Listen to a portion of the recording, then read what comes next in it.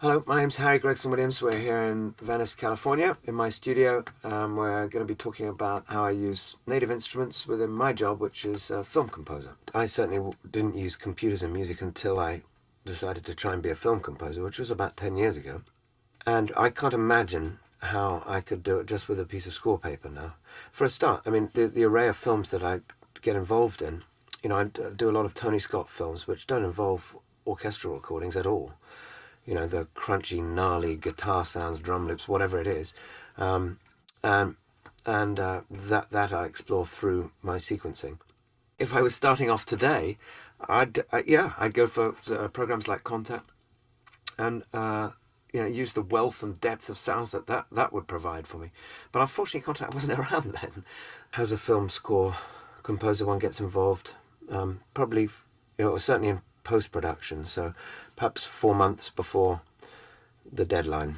On Domino, for instance, the soundtrack, per se, is a whole tapestry of me, sound effects, songs coming and going, little needle drops, and, to work in isolation as a composer and say, well, this is Domino's theme and you better just use it how you want it, that's just not going to work with a filmmaker like Tony. But having given him a lot of my sounds, and these aren't musical phrases, but just sort of which I've made from, say, Reactor, or I usually have housed in battery, actually. I find that a really easy tool to use. I like the way that stores various kits right there, so I don't have to keep going to my hard drive to load them in. Yeah, having got all those, he's planted them within the film. It's kind of cool for me, because then I can weave in and out of these sounds, and they're part of what I'm doing. I start at the piano, in fact. I have a piano here in my studio, and usually have the film running in the background, and try and imagine character themes or perhaps location themes. On Domino, for instance, which is it's a pretty gnarly movie, the character Domino was an obvious place to start. And, quite often one musically will be tracking an emotional arc, perhaps, of a character. Perhaps, for instance, in Shrek, at the beginning of the movie you meet this flabby green ogre. By the end, you've kind of forgotten he's a green ogre. It's at heart a love story, between him and the princess. So quickly one tries to ignore the obvious thing that's on the screen there and try and get under the skin a little bit. And clues can be found in the way that a director's lit a scene, or in dialogue. So that's very inspiring. I mean, the object of film music really is to try and bring another dimension to the pictures. I mean, there's a method of scoring which would be to what you see is really what you want to hear.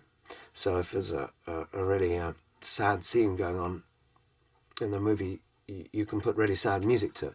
But quite often, and I guess this is working with Tony Scott quite a lot, one can think about a juxtaposition of images and sound. In Man on Fire, which is just a movie I did with Tony Scott last year, there's a really gnarly scene in there, a really violent scene, although they don't really see it, where Denzel Washington is one by one cutting the fingers off some poor bloke who's done something bad to him. And then not just cutting the fingers off, but with the cigarette lighter from the car, stopping the bleeding. Now, when we came to do that, Tony said to me, H, this has got to be the gnarliest, most screwed up piece of music you've ever thought of to put on here. And I looked at the scene, and I thought, oh my God, I just really don't know how. It was almost unbearable to look at the scene. And then he called me up and said, Harry, you've got to come up to the cutting room. You've got to see something. And I ran up to the cutting room in Hollywood, and he'd put Oye Come Ve over it. Really, really happy sort of party type music.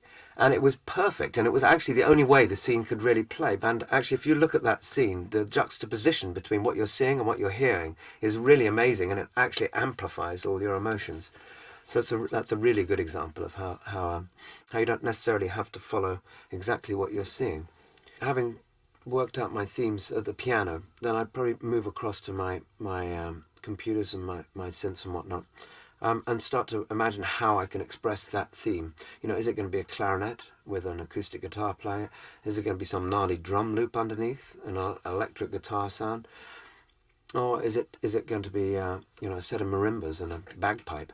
So that's where the fun really begins for me, because then I'd move over to here and start experimenting with different orchestrations, and they wouldn't necessarily involve the orchestra, as it were, or any organic sound. It could be a synthesized sound. On every project, I've try and make special sounds for that project. For instance, on Kingdom of Heaven last year, I did a lot of sampling of huge Middle Eastern drums, and once I'd got the sound and exact miking technique right, we recorded these. I plopped them into battery kits, and I use them on other films. I use it a lot on Kingdom of Heaven, but in fact I'm using some of those sounds on The Lion, the Witch and the Wardrobe.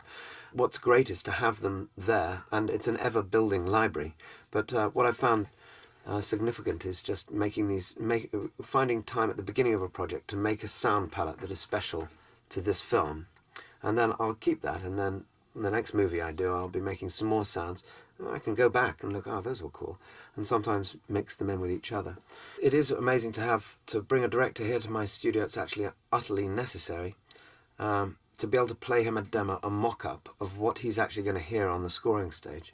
So I'd have spent many hours sequencing up a certain cue, making it sound as realistic and wonderful as I possibly can, but really orchestrating it how it's going to sound on the stage, so that we can actually get into the nitty-gritty of the thing before it's too late.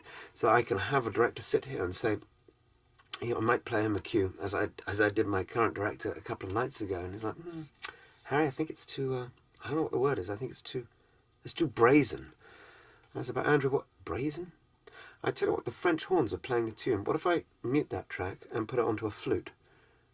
I play on the thing, oh great, it's totally working for me now. So, I mean, you can do that stuff on a scoring stage, but time is money, and when I'm out there conducting, the last thing I really want is him interfering in the music at that stage, because we're just trying to get the right recording. So demoing up all these things has become really important, and actually part of the writing process.